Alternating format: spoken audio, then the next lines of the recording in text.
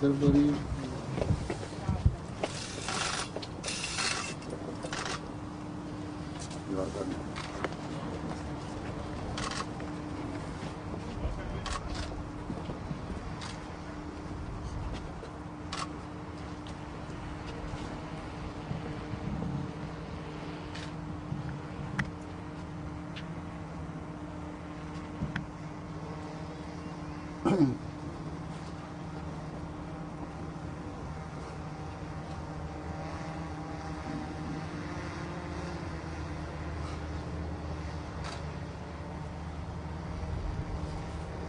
آمين.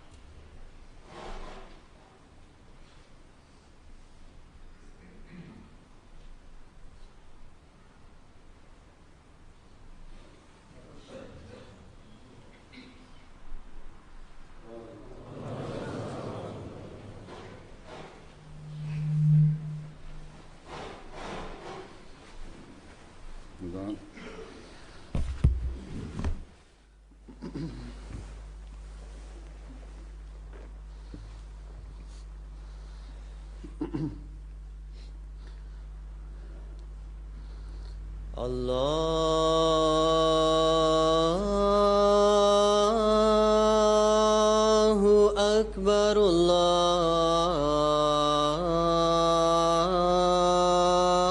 الله أكبر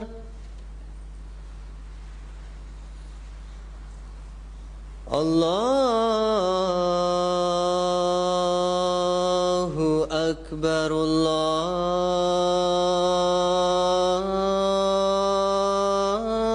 الله أكبر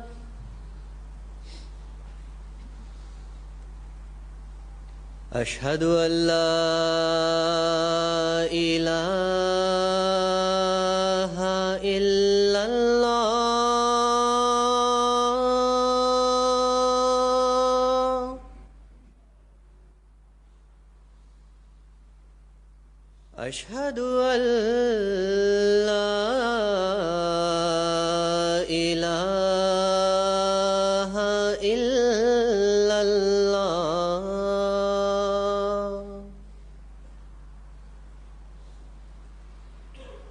أشهد أن محمدًا رسول الله أشهد أن محمدًا رسول الله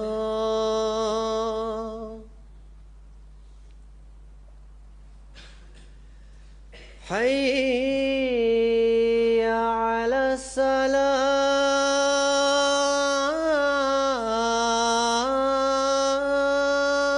الصلاة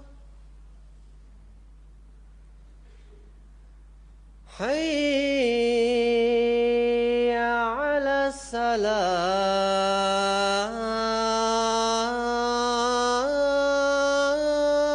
الصلاة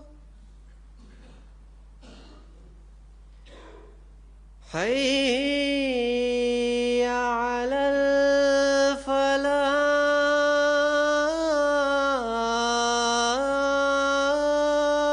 الفلاح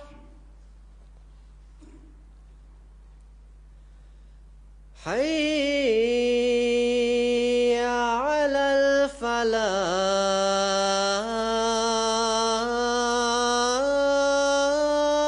الفلاح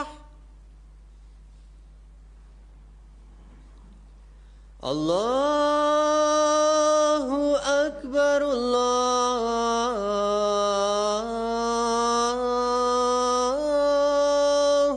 Akbar, La ilaha illallah.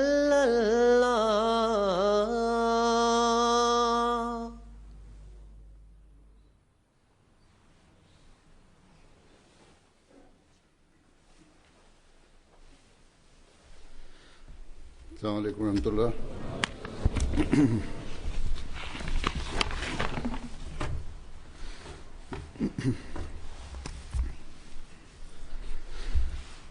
أشهد أن لا إله إلا الله وحده لا شريك له وأشهد أن محمدا عبده ورسوله أما بعد فأعوذ بالله من الشيطان الرجيم بسم الله الرحمن الرحيم الحمد لله رب العالمين الرحمن الرحيم مالك يوم الدين إياك نعبد وإياك نستعين اهدنا الصراط المستقيم صراط الذين أنعمت عليهم غير المغضوب عليهم ولا الضالين.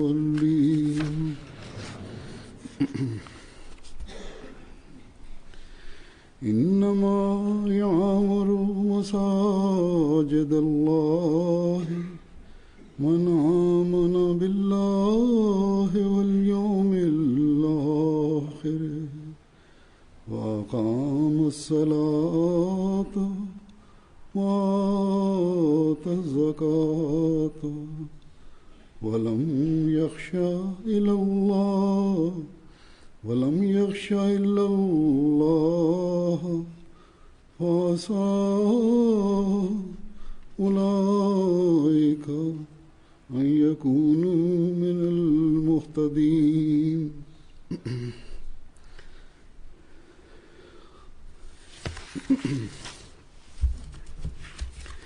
الذين مكناهم في الأرض أقاموا الصلاة وآتوا الزكاة وأمروا بالمعروف ونهوا عن المنكر ولله عاقبة الأمور.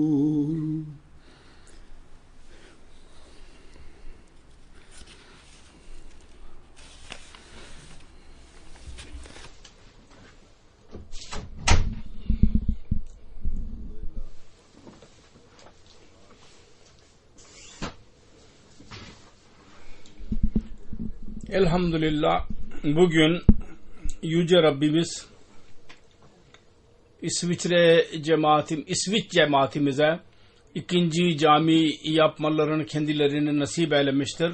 Bunun adı da Mahmud Camii konmuştur. Bütün erkekler, kadınlar maşallah çok ihlas gösterdiler bu caminin yapılışında. Büyük bir plan idi bu. Buranın cemaati küçük bir cemaattir. Ve bu bakımdan bunlar için gerçekten bu büyük bir plan idi. Burada birçok işsiz dahi vardır. Yaşlılar dahi vardır. Çocuklar vardır. Evdeki kadınlar dahi vardır.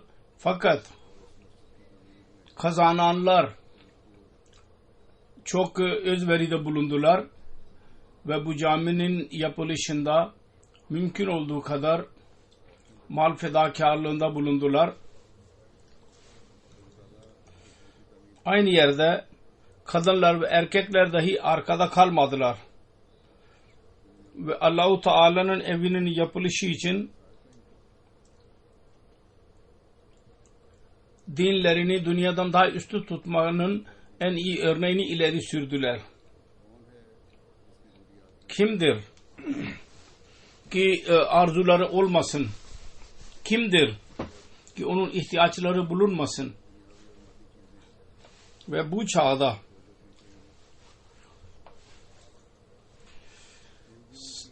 birçok sayısız ve maddi eşyalar insanın dikkatini çekmektedir. Ahmedilerin mali özverilerini görerek insan hayret içinde kalır. Yalnız bir caminin yapılışı söz konusu değil. Camilerin yapılışı, namaz merkezlerinin yapılışı, merkezlerin satın alınışı ve yapılışı durmadan devam etmektedir. Bunun dışında birçok diğer masraflar dahi vardır. Ve dünyada her yerde bu iş yapılmaktadır. Sonra diğer çandalar dahi bununla birlikte devam etmektedir.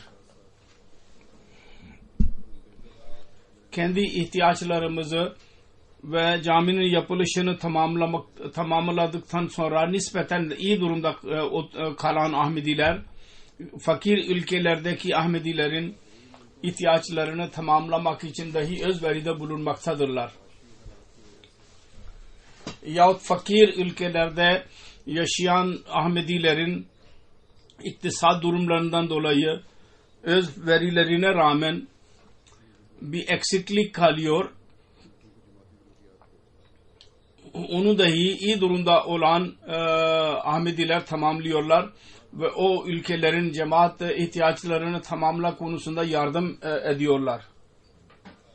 Kısacası Ahmediye cemaatinin birçok üyeleri vardır.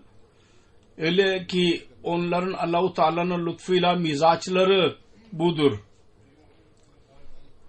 Onlar mal özveride bulunmak için rahatsız kalırlar. Ve Allah-u Teala'nın rızası uğruna ve cemaat uğruna mal harcamak için bu İslami bir ruhtur. Bu çağda Hz. Resulullah sallallahu aleyhi ve sellem'in gerçek manevi evladı bizim aramıza üflemiştir bunu.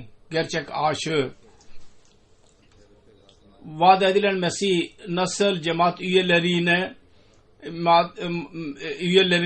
özverileri üzerinde hayret ettiydi. Bugün dahi söylediğim gibi bu özveriler insanı hayret içinde bırakırlar. Ve bütün bunlar Allah-u Teala'nın lütfuyla, Allah-u Teala'nın vaat edilen Mesih'e verdiği sözlerin belirtisidir. Allah-u Teala kendi ihtiyaçlarını tamamlamaya devam edecektir. Bu caminin yapılışı ve üstte 2 odalık ev, kütüphane, bürolar vesaire bana tahmin verdiler. 37,5 milyon krone yahut 3 çeyrek sterlin harcanmıştır. Murabbi evi ve mutfak vesaire dahi yapılmıştır. Ve daha tamamlanmak durumundadır. Yöneticiler zannediyorlar ki biraz masraf daha olacaktır. 8-9 milyon kroner daha harcanacak. Ahmediye cemaatinin bütün genellikle planlarında olduğu gibi birçok iş biz vekare amel vasıtasıyla yapıyoruz. Ve bu bakımdan masraflarda biraz azalma oluyor. Gönüllüler iş yapıyorlar para almadan. Bazı kimseler bana anlattılar ki gece gündüz burada kaldılar. Yahut az müddet için eve gidiyorlardı ve sonra geri geliyorlardı. Ki çabuk iş bitsin ve açılışı yapılabilsin. Fakat yine de bazı yerler söylediğim gibi tamamlanamadı. Bu işçiler bir defa bir yere girerlerse sonra kendi rızasıyla oradan çıkarlar. Buradaki yöneticiler daha sonra bana davet etmeliydiler. Bu mesafeyi göz önünde bulundurarak. Fakat Allah-u Teala mal özveride bulunanlara en iyi şekilde mükafatlandırsın. Onlar bu caminin yapılışı için ortak oldular. Çok güzel cami yapılmıştır. Bölgenin insanları dahi bunun güzelliğini methediyorlar. 2 gün önce gazete ve radyonun temsilcileri buraya geldiler. Bana dahi de aynısını söylediler. Çok güzel cami yapılmıştır. Ve bu bölgenin güzelliğine bir katkıdır. Özveri'nin ruhunun belirtisi nasıl küçükler ve büyükler yaptılar, onun birkaç örneğini ileri süreceğim. 11 yaşındaki bir kız caminin yapılış çantası için birkaç 100 kroner verdi ve dedi ki uzun zamandan beri cep harçını caminin yapılışı için veriyor, topladı. 10-11 yaşındaki bir kız Amir Bey'in yanına geldi yahut yöneticilere geldi, çanda alanların yanına ve 500 kroner caminin yapılışı için verdi ve dedi ki elinde 2 tane papağan vardı, onları satarak bu cami için parayı aldı ve getirdi. Bu ülkelerde hayvanları beslemek çok yaygındır. Fakat Ahmedi kız buradaki çocuklar gibi beslediği hayvanı yer tutmadı. Allah-u Teala'nın evinin yapılışını kendi arzusu üzerinde daha üstün tuttu. Gerçekten asıl arzu, asıl istek ve tercih Allah-u Teala'nın rızasıdır. Ahmedi çocuklar onu anlayabilirler ancak. Çocukluğundan beri onlar Hz. Resulullah sallallahu aleyhi ve sellemin bu sözünden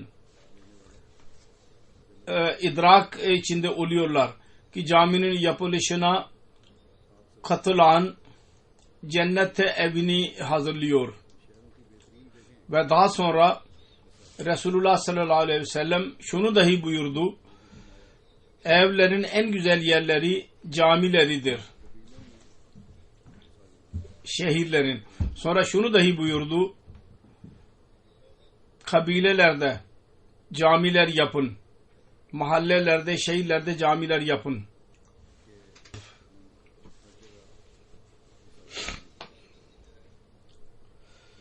Bunun sonucudur ki biz her yerde cami yapmaya çalışıyoruz. Birçok jurnalist bana soru soruyorlar, gazeteciler. Burada niye yapıldı? Bunun özelliği ne? Niçin burada yapıldı? Buradaki insanlar bana soru sordular. Malmun'un özelliği midir yoksa başka bir yerin özelliği midir? Hayır. Bizim gayemiz cami yapmaktır ki her nerede birkaç Ahmedi varsa onlar toplansınlar ve ibadet hakkını eda etsinler. Bir kız itikaf oturdu. İtikafa çekildi. Yöneticilerle irtibat haline geçti. Ve kendi mücevherini cami için verdi. Zahirde çok fazla değerli değildi. Fakat aynı mücevher onun bütün mal varlığıydı. Ve onun annesi babası ona hediye vermişlerdi. Ve o kız cemaatin yöneticisine mücevher verdi ve ona dedi ki benim anne babama söylememelisin ki ben bu mücevheri çenda olarak verdim. Başka bir vakfene o çocuk öyledir, kız. Bütün mücevherini cep harcı olarak kendi elinde bulunan bütün parayı bir zarfa koyarak ve mektup yazarak babasının yastığının altına koydu ve benim elimde ancak budur. Bunun dışında bir şey yoktur. Bu cami için Allah huzuruna verebileceğim başka bir şey yoktur. Ancak bu kadar vardır. Öyle genç kızlar dahi vardır. Onlar daha yeni evlendiler. Onlar bütün mücevher arzularını dahi isteklerini daha tamamlamadı. Fakat bütün mücevherlerini caminin yapılışı için verdiler. Birçok kadın kocaları çok büyük özveride sözlerde bulunmuştur ve para dahi vermişlerdir. O kadınlar mücevherlerini ve elinde olan bütün paraları cami için verdiler. İki bayan bana anlatıldı. Öyleydiler ki mal özveride bulunamazlardı. Ellerinde bir şey yoktu. Fakat Pakistan'da onların elinde babaları tarafından bir ev vardı. Veraseten o evi satarak onun bütün masrafını Pakistan'da 100 binlerceydi. Onun caminin yapılışı için verdiler. Bir hadim caminin yapılışı için büyük bir söz vermişti para vereceğini ve bir kısmı karısı tarafından idi. Fakat maalesef onlar ayrıldılar birbirinden ve söz ve mal vermek konusunda onlarla irtibata geçildi. Hadimin babası dedi ki biz o bayramdan ayrıldı benim oğlum. O kendi masrafını kendisi verecek. Fakat o genç dedi ki hayır. Ben söz verdiydim onun tarafından. Onun için ayrılmamıza rağmen ben o sözü yerini tamamlayacağım ve tam olarak parayı eda etti. Birçok yerde öyle insanları görüyoruz. Onlar kadının caiz hakkını dahi vermiyorlar. Ve kazanın kararını kabul etmeyişinden dolayı ceza görüyorlar. Halbuki bu onların bu kadının hakkı oluyor. Ve birçok yerde öyleler dahi vardır ki bana anlattılar, ayrılmalarına rağmen sözlerini tamamlıyorlar. Ve gerçekten bunlardır. Mümin olarak adlandırılabilenler. Malum cemaatinin bir hizmetçisi gelip geçici bir iş bulmuştu. Caminin için para vermesi kendisinden istendi. O 10.000 kronudan 100.000 kroner verdi ve gelecek hafta 50.000 kroner parayı vermek için camiye geldi. Ona soruldu. O kadar parayı nasıl buldun? Senin durumun iyi değil ve bu söz 1-2 sene kadar idi. Dedi ki ben arabamı sattım. Elimde ne kadar param varsa hepsini eda etmek için getirdim. Allah-u Teala bu özveri neticesinde ona iş verdi. Müstakil. Eskisinden daha fazla bir araba satın almayı kendisine nasip etti. Bu özveri ruhudur. Ki birçok Ahmedi'de biz onu görüyoruz her yerde. Yalnız burada değil. Değişik ülkelerde onlar yayılı. Burada başkaları da iyi olacaktır. Ben birkaç örnek ileri sürdüm. Her yerde vardır onlar. Bu caminin yeri ve yapımı ve konusunda da biraz söyleyeyim. Cemaatin planı 1999 senesinde başladı. 89 senesinde ricada bulunduk. 500 metre yer verdiği bir arkadaş. Belli bir yerdedir bu. Buradan bir ana yol buradan geçiyor yanından. Norveç ve İsveç'i bütün Avrupa ile birleştiriyor. Böylece Norveç ve İsveç'in bütün şehirlerini birleştiriyor. Çok meşhur bir ana yoldur. Uzaktan caminin güzel binasını, yüksek binasını görmek mümkün. Her gelen geçen oradan görüyor ve tevhid mesajını veriyor her gelen geçene. Dua ediyoruz her Ahmedi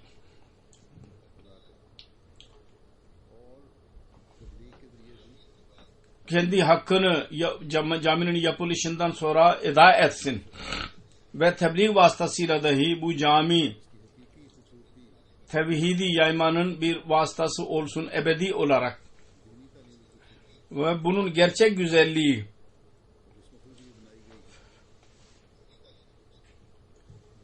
dini talimatın güzelliğidir ve bunun yapılışı belli olsun. Hangi gayeyle bu yapıldıysa o gaye parlasın. Bunun yapımı 2300 küsür metrekaredir. 5 cami vardır Mescid Mahmud Camii'nde. 1494 yani 1500 metredir. Spor salonu vardır. 700 küsür. Başka binalarda vardır. Mescidin 2 salonu vardır. Bir alta bir üstte. Erkekler için ve kadınlar için. Bazı soru soranlar soruyorlar ki kadınları niye ayırıyorsunuz? Camide niye bırakmıyorsunuz? Bu itiraz burada dahi yapıldı. İslamiyete itiraz etme yollarını arayanlar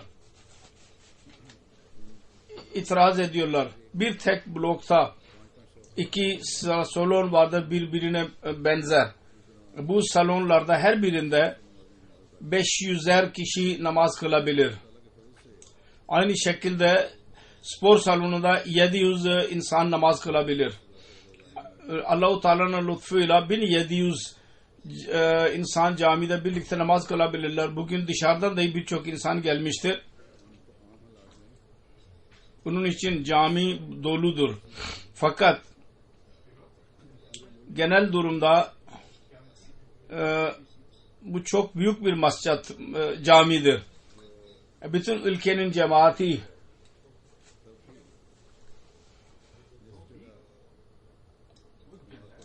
eğer burada toplanırsa yine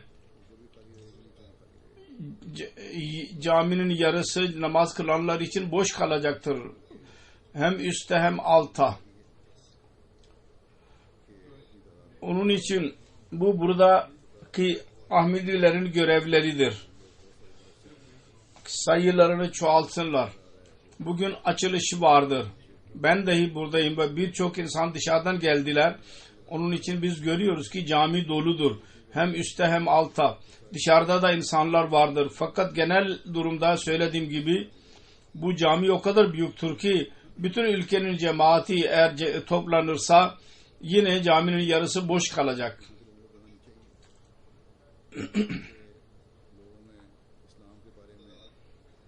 Buradaki insanlar kendi sayılarını çoğaltmalıdırlar.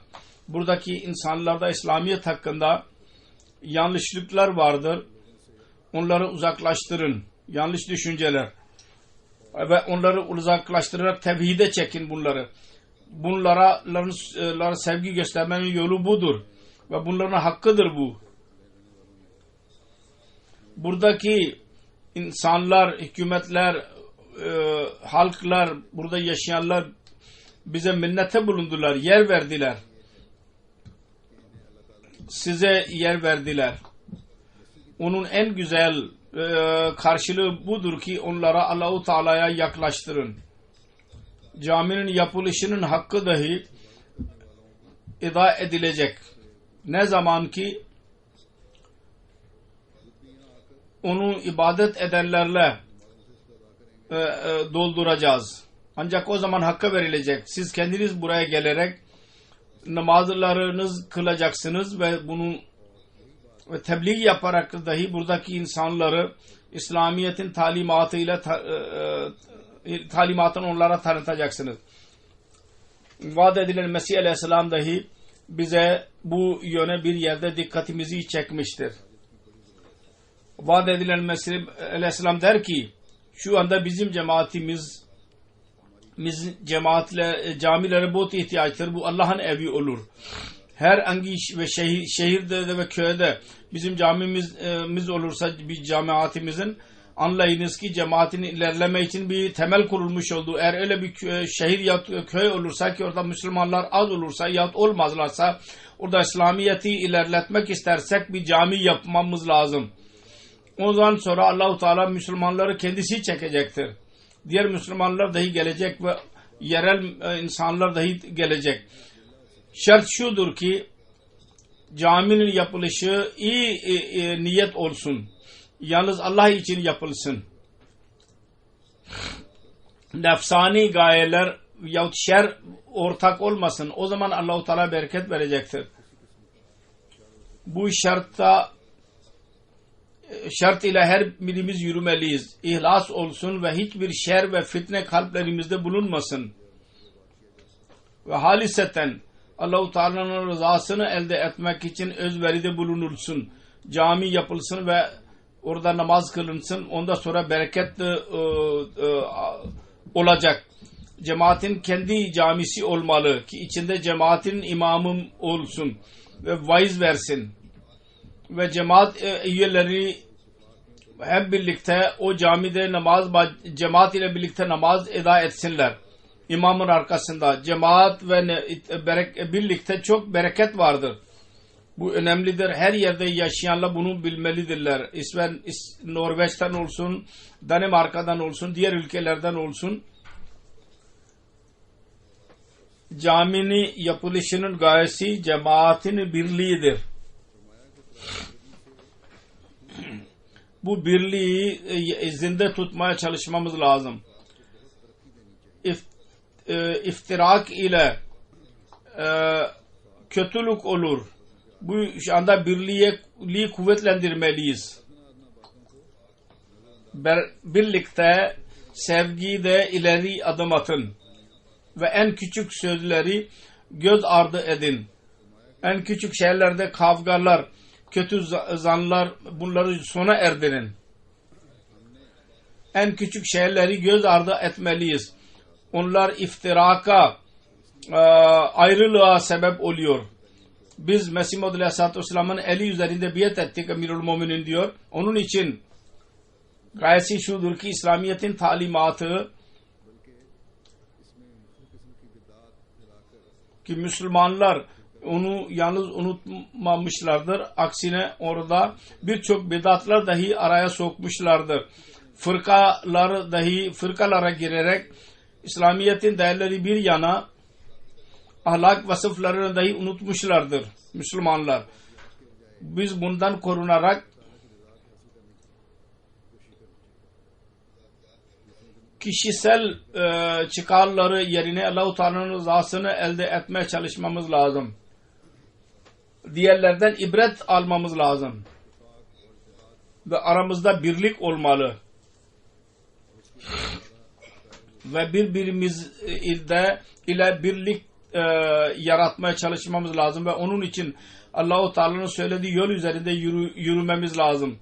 Onun için vaat edilen Mesih Aleyhisselam namaz ve camilerle ilgili olarak bize nasihette bulunmuştur. Ben onu ileri sürüyorum. Mesih Maud Aleyhisselam diyor ki namazda bir cemaat sevabı vardır. Onun gayesi şudur ki birlik oluyor. Ve daha sonra o birliği fiili hale getirmek o kadar kuvvetli olarak emredilmiştir ki safta bulunduğumuz zaman ayaklar dahi eşit olsun. Bir safta olalım ve saf düzgün olsun ve birbiriyle birlikte olalım. Bunun gayesi şudur ki sanki bir tek insan emrine girelim. Bir tek insan vardır ve birinin nurları ötekine giriyor. birisinde fazla maneviyat vardır, birisinde az vardır. Dedi ki maneviyatın nuru birine girsin eğer birlikte olursanız. Bencillik ortadan kalksın, o baki kalmasın. Asıl gayesi buydu Mesih Muhammed Aleyhisselatü Vesselam'ın. Bencillik o yok olsun ve birlik olsun. Dedi ki unutmayınız, insanda bu güç vardır. Başkasının nurunu cezbeder. Sonra aynı birlik için emir verilmiştir. Günlük olarak mahallede namaz kılınsın, sonra haftada şehirde, sonra bir yıl sonra bayram yerinde namaz kılalım. Ve bütün insanlar bir yerde Beytullah'ta bulunsunlar. Bütün bu buyrukların gayesi birliktir. Namazdan hacca kadar ne kadar buyruk varsa, ibadet varsa onların gayesi nedir? Ki bir kavim olsunlar Müslümanlar. Fakat maalesef bugün en fazla iftirak ve ayrılık Müslümanlarda vardır. Onun için biz Ahmedilerdir ki bunun örneğini ileri sürmeliyiz ve dünya insanlarının İslamiyet'in güzel talimatı konusunda bilgi vermeliyiz. Sonra Mesih Muhammed Aleyhisselam diyor ki camilerin asıl güzelliği binalarla değildir. Namaz kılanlarladır. Ki onlar ihlas ile namaz kılarlar. Yoksa bütün bu camiler virandır. Müslümanların camilerine işaret ediyor ve dedi ki Hz. Resulullah sallallahu aleyhi ve sellem'in camisi çok küçüktü. Hurma ağaçları ile çatısı yapılmıştı ve yağmur yağdığı zaman içinden su damlardı. Caminin güzelliği namaz kılanlarla birliktedir. Resulullah sallallahu aleyhi ve sellem zamanında maddi insanlar dahi bir cami hazırladılar. Allah-u Teala'nın emriyle yıkıldı o cami. O caminin adı Mescid-i Zarar idi. Yani zarar verici cami. O caminin yapılışı hak ile yeksan edildi.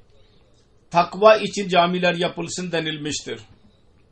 Bunun için özveri hissi hem erkek hem kadınla ve çocuklarda vardır. Caminin yapılışı için biz onu görüyoruz. Özellikle çocuklarının masumane özverileri her külfetten uzaktır. Gösterişten. Bu da Mesih Muhammed Aleyhisselatü Vesselam'ın duaları ve talimatları bizi genellikle dinimizi dünyadan üstün tutmanın idrakını vermiştir. Onu gösteriyor. Cami yapımızın düşüncesi dünya için değildir. Haliseten ibadet edenler için cami yapılmıştır.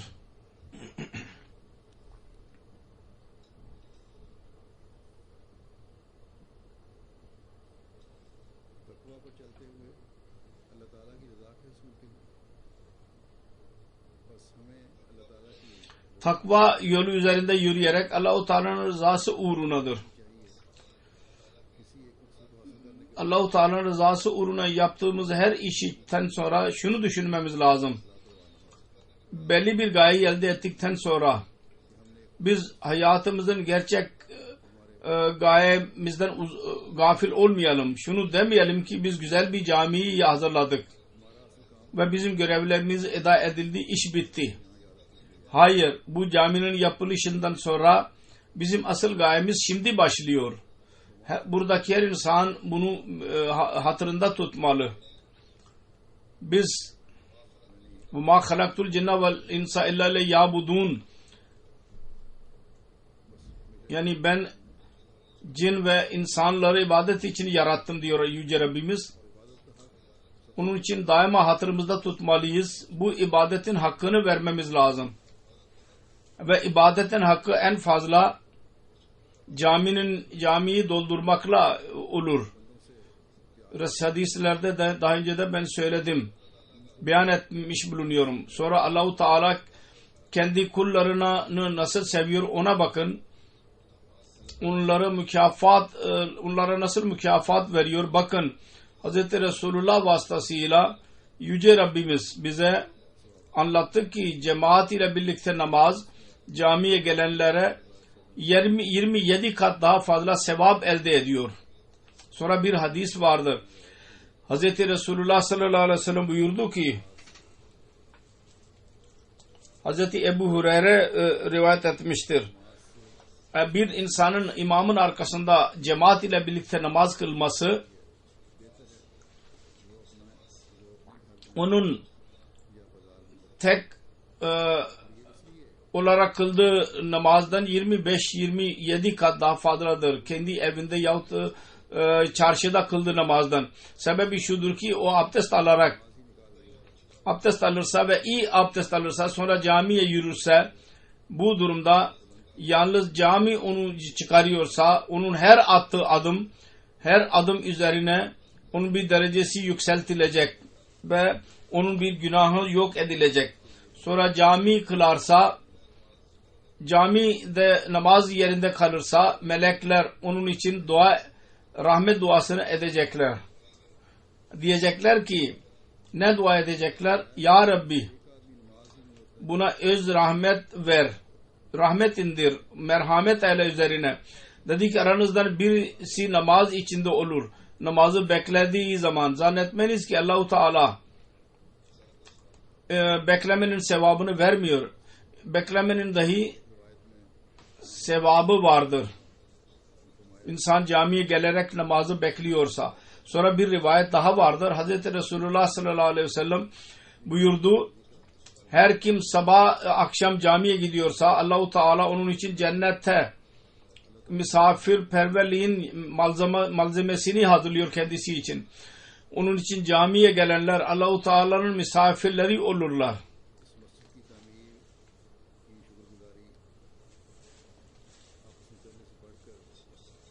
Bu caminin yapılışı ve Allah-u Teala'ya şükretme, eskisinden daha fazla birbirinizi sevmekle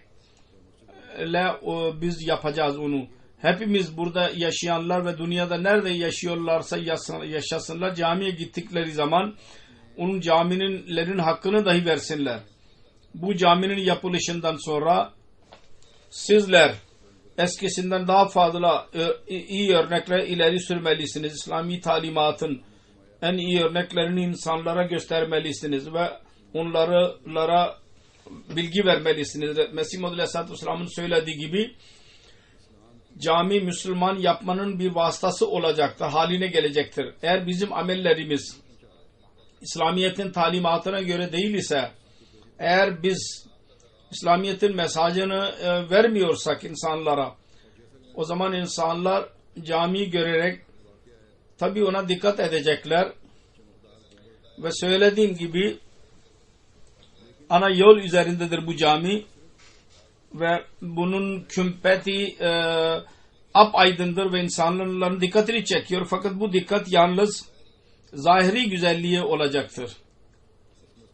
Asıl güzellik caminin yapılışı ne zaman içinde namazı kılanlar ibadet ettiklerinden dolayı manevi olarak güzellik gösterilirse o zaman bunun güzelliği görülecek. Onun için gelip geçici coşku yaptınız. Tabii ki değer vermemiz lazım onlara. Bazı kimseler birçok yıla kadar uzanır bu özveriler. Özellikle çocuklar ve gençler tarafından. Fakat durmadan özveri devri şimdi başlamıştır. Bu caminin zahiri güzelliğini manevi güzelliğe değiştirin.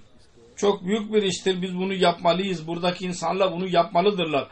Bu caminin zahiri güzelliğini iç ve manevi güzelliğe dönüştürmemiz lazım. Ve bu bir teselsül ister. Durmadan çaba ister.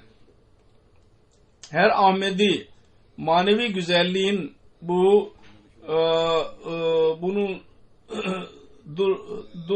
durmadan bunu yapmaya söz versin. Başlangıçta okuduğum ayetlerde birinci ayet Tevbe suresinindir. Allah-u Teala der ki,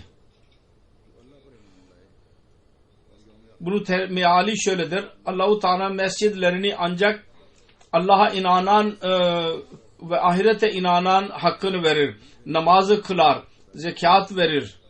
Allah dışında başka birisinden korkmaz.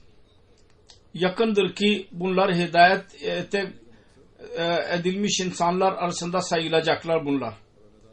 Ancak bunlar hakkı verirler. Caminin yapmasının hakkını Allah bilir ve Allah-u Teala iman tam kamil olur. Ne zaman ki insan her çeşit şirkten kendisini uzak tutar. Her şeyin vericisini Allah olduğunu bilir. Sonra ahirete iman vardır.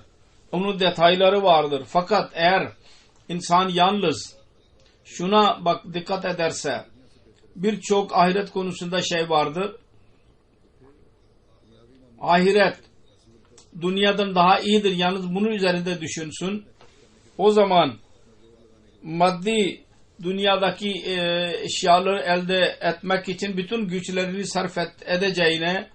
çaba sarf edeceğine, ahiretin mükafatlarının varisi yapmak için çaba sarf etmelidir. Allah Teala bir yerde şöyle buyurmuştur: "Vela darul ahirete hayrun lillezina nattaqav.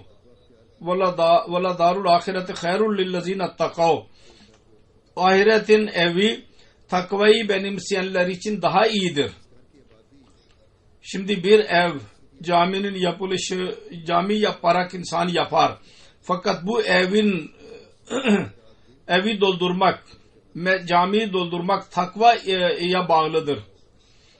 Onun için caminin hakkı dahi takva üzerinde yürümekle olacak, eda edilecek. Ve takva konusunda bir yerde Mesih Maud Aleyhisselatü Vesselam şöyle buyurmuştur: muttaki olmak için gereklidir ki zina, hırsızlık, hakları yemek, insanların haklarını yemek, gösteriş, kibir, küçük görmek, cimrilik, insanları küçük görmek, cimrilik,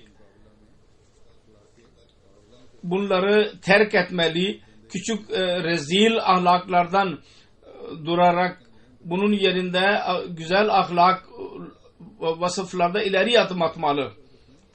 Kötü vasıfları terk etmeli ve güzel vasıfları, üstün vasıfları benimsemeli ve daha ileri adım atmalı. Dedi ki, insanlarla güzel bir şekilde görüşün, karşılaşın, güzel ahlak gösterin, sevgi gösterin onlara. Asıl güzel ahlak ve takva budur.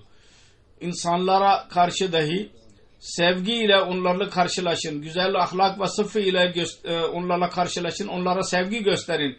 Onlar kimdir ona bakmadan, ister Müslüman olsun ister gayrimüslim olsun, dost olsun ya yabancı olsun, Allah-u Teala'ya karşı gerçek vefa ve sıdık gösterin. Hizmetlerin mahmud yerlerini, yani övülmeye değer yerlerini arasın. Allah-u Teala kendisini sevsin, öyle işler yapsın. Bu sözlerle insan muttaki olarak adlandırılır. Ve bu işler kimin zatında toplanırsa asıl muttaki de onlar olurlar. Eğer bir ahlak vasfı bir zatında teker teker olursa ona muttaki demeyeceğiz. Bütün bu ahlak vasıfları olursa, bunlar birleşirlerse ancak o zaman muttaki olur. Bir hayır yapmakla değil, çanda verdi, iyi oldu, namaz kıldı, iyi oldu, hayır. Çanda, namaz, diğer insanlara hizmet, onlara sevgi göstermek, güzel vasıfları, güzel sözler dahi muttakinin alametleridir.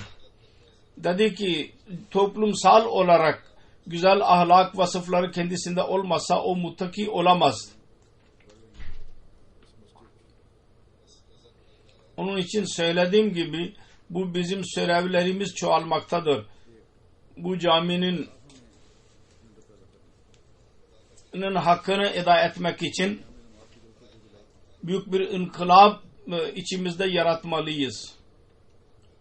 Sonra namaza dikkatimizi çekilmiştir. Namazı ikame etmek, 5 vakit namaz cemaat ile birlikte kılmaktır. Bu caminin güzelliği dahi cami kılanların sayısıyladır.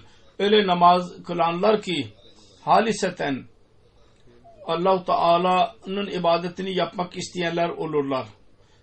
yahut ibadet ederlerdir. Yahut sonra zekate dikkatimizi çekerek fakirlerin hakkına dahi dikkatimizi çekti.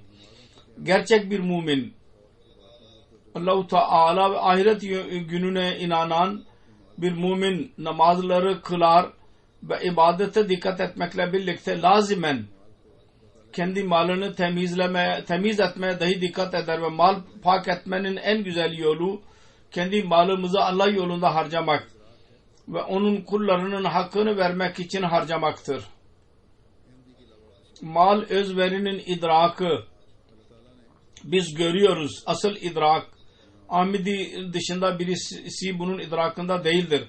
Allah-u Teala Kur'an-ı Kerim'de birçok yerde zekatın eda etmek için dahi dikkatimizi çekmiştir. Mal ve zekat özellikle bazı kimseler sorarlar ki cemaate zekata dikkat yoktur. Bu cemaatin temel emridir buyruğu ve bunu terk ederek çandalara daha önem veriliyor çandalara. Bu halbuki bu tamamen yanlıştır. Zekat kime farz ise onun dikkati çekiliyor ve sık sık dikkati çekiliyor. Ben çok hutbemde birkaç seneden beri detaylı olarak bazı zamanlarda ben onu aydınlatmış bulunuyorum bu konuyu. Sonra bu nasıl olabilir ki dikkatlerini çekmeyelim. Zekat hilafet nizamı ile bir derin bir alakası vardır bir bakımdan. Ayeti istihlaf içindeki hilafet nizamından bahsedilmiştir ve önceden gaybi haber vermiştir. Bundan sonraki ayette namazın eda edilmesi ve zekatın eda edilmesi konusunda dikkatimizi çekmiştir. Eğer diğer çandalar konusunda deniliyorsa söylediğim gibi zekat her insana farz değildir. Onun bir nisabı vardır, onun şartları vardır ve onunla bütün masraflar dahi tamamlanamaz. Ve işlerimiz çok geniştir dünyada. Onlar için diğer çandalara dikkat etmek gereklidir. Ve vasiyet ve tam olarak üzerimize farz ederek cemaat çanda vermek ve nizamı bu nizam Mesih Maud Aleyhisselatü Vesselam bunu yürürlüğe koyduydu. Kısacası ben onun detaylarına girmiyorum. Arada bir ben bundan bahsettim. Şunu söylemek istiyorum. O da şudur ki caminin yapılışı ile birlikte bizim sorumluluklarımız çoğalıyor. Ve onları eda etmeye dikkat etmemiz lazım. Yüce Allah-u Teala ile alaka kurarak dahi bu dikkat olacak. Ahirete göz önünde bulundurarak dahi bu dikkat olacak. Takvamızı yükselterek ve Allah-u Teala'nın rızası elde etmek için çaba sarf edersek o zaman bunun hakkı verilecek. Namazları eda etmek, ikame etmek ve mahluka hizmet etmek vasıtasıyla dahi bunun hakkı verilecek. Dine kuvvet bu zamanda Mesih Maud Aleyhisselatü Vesselam vasıtasıyla olacaktı ve veriliyor da bu kuvvet, bu güç. Çünkü kendisi Mesih Maud Aleyhisselatü Vesselam'ın gerçek manevi evladı olarak bu dünyaya geldi ve kendisini Allah-u Teala bu gayeyle gönderdi ki İslamiyet'in talimatının gerçek örnekleri ileri sürülsün. Gerçeği bunun kaybettiği şanı tekrar getirsin. Hatemul Hulefa'dır kendisi. Ve dünyaya söylesin İslamiyet'in güzelliği nedir? Onun kendisinin geliş gayesi şudur ki dünya insanın İslamiyet'in güzelliğini görsün. İkinci okuduğum ayet Hac suresindendir. Orada Allah-u Teala öyle insanlardan bahsetmiştir. Onlara Allah-u Teala güç veriyorsa onlar bazı özelliklere sahip olurlar. Onlarda namazı ikame etmek dahi vardır. Zekatı eda etmek, hayırı yaymak ve kötülüklerden insanları alıkoymaktır. Bu çağda dünyada bu İslamiyet'in gücü, İslamiyet'in bu güç kimin vasıtasıyla nasip olacaktır? Söylediğim gibi bir Mesih Maud Aleyhisselatü Vesselam vasıtasıyla bu olacaktır. bu güç nasip olacaktır İslam dinine. Hilafet nizamı kendisi vasıtasıyla bu çağda yürürlüğe konacaktı. Ve olmuştur da. Ve bugün bütün dünyada bir tek Ahmediye cemaati vardır ki içinde hilafet nizamı vardır. Gerçek İslamiyet talimatını yaymaktadır. Bunlar Allah-u Teala'nın mesajını dünyaya yaymaktadır bu nizam. İbadetin ikame için camiler yapmaktadır. Fitne ve fesad yerlerini yapmamaktadır bu nizam. Ve bunlar İslamiyet'in kuvvetlenmesine sebeptir bunlar. Yani vekâr ve onur İslamiyet'e verilecekti. İslamiyet'in talimatını vasıtasıyla bunlar vasıtasıyla onur elde edecekti İslam. Onun için her Ahmedi'nin büyük bir sorumluluğudur ki bunu göz önünde bulundursun. Bu gayeyi anlasın ve bunun için verdiği sözleri tamamlayarak kendi düşünceleri Allah-u Teala'nın rızası uğruna yapmaya her zaman çaba sarf etsin. Bu ayetin ışığı altında şunu daima gözlerimizin önünde bulunduralım. Yüce Allah'ın kulları Allah-u Teala'dan yardım dilerler ve onlara Allah-u Teala tarafından yardım verilir. Eğer insan gerçek mümin ise Allah-u Teala'ya iyi yardım isterse Allah'tan Allah-u Teala ona mutlaka yardım eder. Bütün güçlerini ve yeteneklerini insaniyetin hayrı için harcarlar. Müminlerin alametleri budur ve bununla birlikte Allah-u Teala'nın hakkı dahi verirler. Yüce Allah'ın korkusunda olan ve imanda ileri adım atanlar olurlar. Takva ile hayat geçiren olurlar ve diğer insanları dahi hayırı tavsiye ederler ve kötü şeylerden alıkoyarlar. Dua ediyorum. Biz bu sözleri anlayan olalım. Allah'ın hakkını dahi veren olalım. Birbirimizi dahi sevelim, ileri adım atalım. Caminin hakkını dahi verelim. Ve tebliğin hakkını dahi verenler olalım. Mal özverinin gelip geçişi coşku olmasın bizde. Aksine manevi ilerlemenin asıl coşkusunu kendi hayatımızda biz onu cari edenler olalım. Ki bu çağın imamı ve Resulullah sallallahu aleyhi ve sellem'in manevi evladı ile biz söz verdik, biyet sözünü onu tamamlayan olalım. Allah-u Teala her birimize onu nasip eylesin. Amin.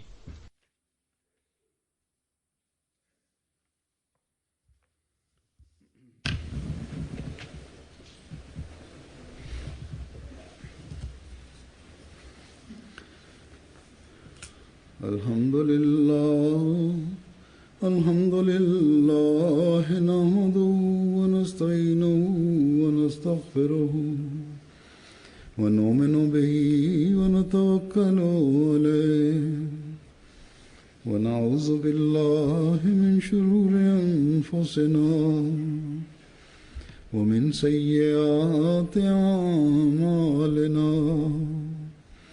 من يهده الله فلا مضل له ومن يضلل فلا هادي له ونشهد أن لا إله إلا الله ونشهد أن محمدا عبده ورسوله عباد الله رحمكم الله إن الله يأمر بالعدل والإحسان وإيتاء ذي القربى وينهى عن الفحشاء والمنكر والبغي يعظكم لعلكم تذكرون اذكروا الله يذكركم وادعوه يستجب لكم ولذكر الله أكبر